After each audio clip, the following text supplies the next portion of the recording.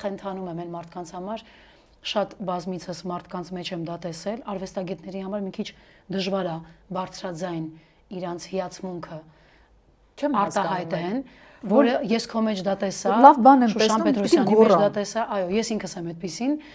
ինքը հանճարեղ գիծ է, իդեպ դա սերմերի պես մի բան է, Նազինի ջան, եթե դու դա կարողանում ես ասել, այդ սերմը դու քո համար ես ցանում, որ հետո հաստատ հնձելու տեղ ունենալու ես։ Հաստատ ինձ համար եմ ցանում, ասեմ ինչու, որովհետև երբ որ ես բարձրաձայնում եմ, գոնե իմ սուբյեկտիվ կարծիքով, իմ հիացմունքը ու իրական լավ որակյալ աշխատանքը,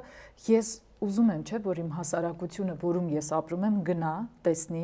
մաքրվի այդ գործը լավ նայելով, զարգանա դրանով, ապրումներից իր ցավալի ազատվի ու նոր գեղեցիկ ապրումներ վերցնի իր սիրտ, որ այդ առողջ հասարակության մեջ ես էլ առողջացած ապրեմ։ Ու տեսնի որակն ու ճաշակը, ոչ թե գնա այն ճաշակի եւ անորակի հետևից, ինչ թե այն մեկը ունի ավելի շատ դիտում, ճակերտավոր։ Ես ինձ համար եմ բարձրաձայնում դա, ոչ թե որովհետև քեզ հետ լավ եմ կամ պետք է լավություն եմ։ Ու կարող եմ մեկից տրաքեմ, բայց մեկը եթե տեսնեմ լավ գործ արել, ասեմ դե լավ գործ արել, բառնակ։ Ես ինքս եմ այդպեսին ու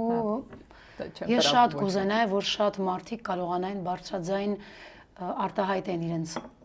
այն զգացումը, որը իսկապես ապրեցին, թե հուզմունքը, թե ուրախությունը, որովհետև դա առաջնահերթ իրանց է բուժում ու երևի հետ պատճառով, ասենց չեմ ուզում աչքով տամ իմ առողջությանը, ես ինքս ճակատային ասելով այն տեսակն եմ, որ միշտ է բարձրաձայնում իր սեփական կարծիքը անկեղծ լինելով։ Այսինքն